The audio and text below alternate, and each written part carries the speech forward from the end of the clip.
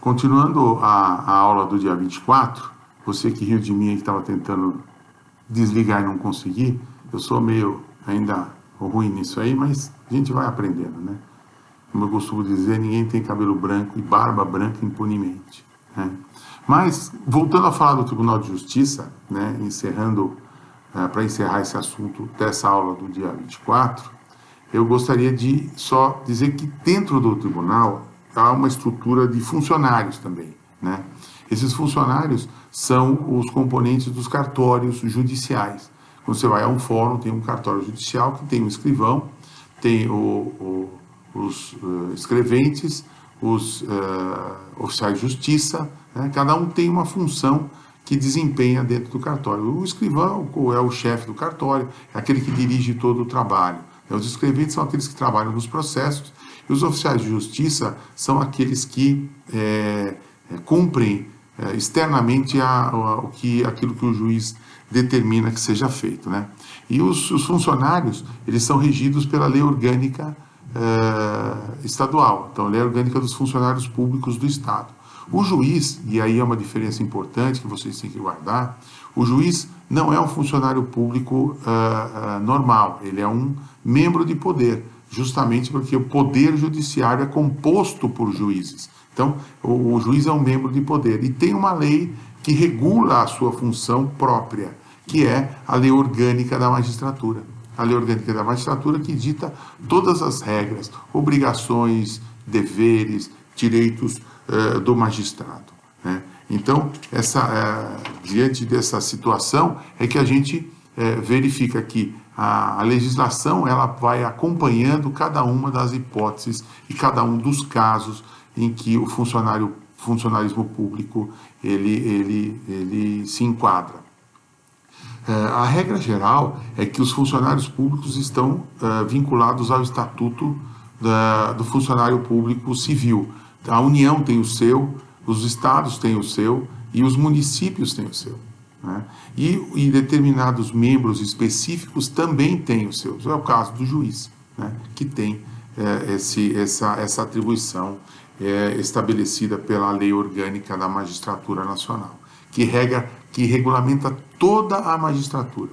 Como eu disse a vocês, a magistratura é una, ela há uma divisão de estadual, federal e dentro das matérias para facilitar o exercício da jurisdição, para facilitar com que a jurisdição seja feita de uma forma melhor, né? Mais rápida, na verdade, mais célere e mais especializada. Quando nós falamos de jurisdição e de decisões, nós temos três sistemas de julgamento, né, que são estabelecidos em regra. Existe um sistema em que há um colegiado em primeiro grau e um colegiado em segundo grau, que não é o adotado por nós. Existe um sistema que é um colegiado em primeiro grau e a revisão pelo juiz monocrático, um juiz único, e o nosso sistema, que é a decisão monocrática, ou seja, um juiz julga sozinho e a revisão é feita por um colegiado, que eu acho, na minha opinião, muito mais justa e muito mais correta, porque quando um decide, três vão rever essa decisão. Então, você diminui, na verdade, a margem de erro que pode acontecer das decisões judiciais. Então, isso é extremamente importante que a gente possa fazer com que a gente tenha aí essa determinação do julgamento colegiado em segundo grau. Se nós analisarmos um recurso que chega ao STJ, por exemplo, ele é decidido por um juiz de primeiro grau, julgando monocraticamente ou sozinho, depois é revisto por mais 3 desembargadores, mas que também são juízes, e depois, se for ao STJ, é revisto por 5. Né? Então, do juízo monocrático até o Tribunal Superior, ao STJ, o Superior Tribunal de Justiça, nós temos aí uma revisão por 9 membros do Poder Judiciário. Então, a margem de equívoco judiciário é muito difícil, né? Ninguém pode dizer que seja 100%, mas isento de erro, mas a margem de erro ela se torna infinitamente menor nesse caso, né? Quando nós falamos da carreira do magistrado, ele tem aquelas garantias, né, da vitaliciedade, da inamovibilidade, da irredutibilidade de subsídios, que determina que o juiz tenha garantias estabelecidas na Constituição para que o seu julgamento seja isento e imparcial, né? Então, isso é extremamente importante. Tanto é que ele atinge a vitaliciedade aos 2 anos. Quando ele faz 2 anos, ele se torna vitalício e ele só pode perder o cargo em razão de decisão judicial, né? Não pode haver redução de salário e ele não pode ser retirado do seu posto de trabalho que ele escolheu por promoção ou no momento do seu ingresso na carreira, a não ser que ele queira. Evidentemente, há exceção, que é a do cometimento de uma falta, o cometimento de algum deslize funcional que faz com que o juiz acabe por ser afastado por um problema disciplinar, que pode ser decidido, se for juiz de primeiro grau, pelo Corregedor-Geral da Justiça Estadual. Se for desembargador, o seu corregedor é o presidente do tribunal, mas todos estão subordinados ao Conselho Nacional de Justiça, que também poderá processar e julgar os membros do Poder Judiciário, né? Então, isso é extremamente importante que a gente entenda. Hoje, três caminhos são abertos para que o juiz deixe, né, ou o desembargador, ou o ministro, qualquer um deles deixe a carreira da magistratura. Pela aposentadoria compulsória aos 75 anos. Então, o que é a aposentadoria compulsória? É a saída do membro do Poder Judiciário quando ele cumpre essa idade. Se ele não sai voluntariamente, não pede para sair porque cumpriu o tempo, o Estado edita um termo de aposentadoria e ele, então, deixa de ser magistrado, passa a ser um magistrado aposentado, né? Ou ele sai voluntariamente, quando ele cumpre o tempo de serviço estabelecido pela lei. A lei diz, olha, você tem que trabalhar até tantos anos, como a nossa lei da Previdência aí, está indo para 65 anos, então ele vai se aposentar no mínimo com 65 anos. Hoje não é assim, vai haver uma regra de transição para os que estão próximos à aposentadoria, mas não importa, o que importa é o seguinte, ele sai voluntariamente ou por vontade própria antes dos 75 anos. Ou então ele falece e aí automaticamente, evidentemente, ele não poderá prosseguir. São as 3 hipóteses em que o juiz deixa a magistratura dessa maneira, né?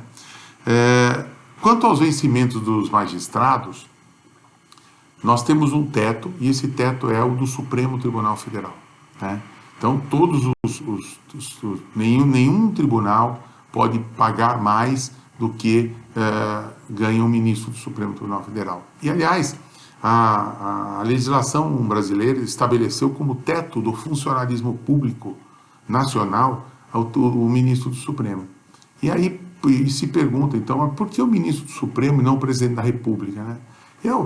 Por um motivo muito simples, porque o presidente da República ele é eleito, né? E ele, então, ficaria uma situação muito intranquila de alguém que não é vitalício num cargo. Então, a Constituição optou pelo cargo mais alto vitalício. Então, o cargo mais alto vitalício é o de ministro do Supremo Tribunal Federal, né? Os deputados e senadores são eleitos e o presidente da República também cumprem mandatos hoje de 4 anos. Então, eles não serviriam como um parâmetro para isso. Então, a Constituição erigiu essa hipótese dessa forma. E aí ele vem descendo de 5% em 5%, 95%, o STJ ganha 95% do ministro Supremo e os tribunais de justiça 90%, ou seja, então é sempre uma referência, uma escada de 5% abaixo, com referência sempre ao Supremo Tribunal Federal. Então essa é uma situação de ganho também, né? Bom, pessoal, em termos de Tribunal de Justiça, eu acho que esse é o quadro geral que nós tínhamos a passar, e eu deixei o Tribunal de Justiça justamente para o final, porque ele é o tribunal mais complexo de todos, né? Ele tem em todas as unidades da federação, o Tribunal de Justiça é o que tem maior capilaridade, né? É o que tem o maior número de órgãos sob seu comando. Então, as varas estão divididas em todos os municípios de um estado, né? E cada município tem um juiz ou mais de um, dependendo do número de eleitores que determinam a criação de varas especializadas e assim por diante, né? Tanto é verdade que a capilaridade da Justiça Estadual é tão grande que a própria legislação colocou como juiz eleitoral, que é a Justiça Eleitoral, ela é de caráter federal, ela deu ao juiz estadual, pela sua capilaridade, a possibilidade ou o poder de cuidar da parte eleitoral. Por quê? Porque em cada lugar onde há uma votação, há um juiz de direito, né? Então, pela capilaridade que ela tem, pela diversidade de locais em que ela ocupa, a Justiça Estadual é a mais completa e mais complexa de todas elas. Tá bom? Então, essa aula fica determinada como aula do dia 24 de março e a próxima será dia 27 e os senhores terão acesso no momento oportuno. Muito obrigado.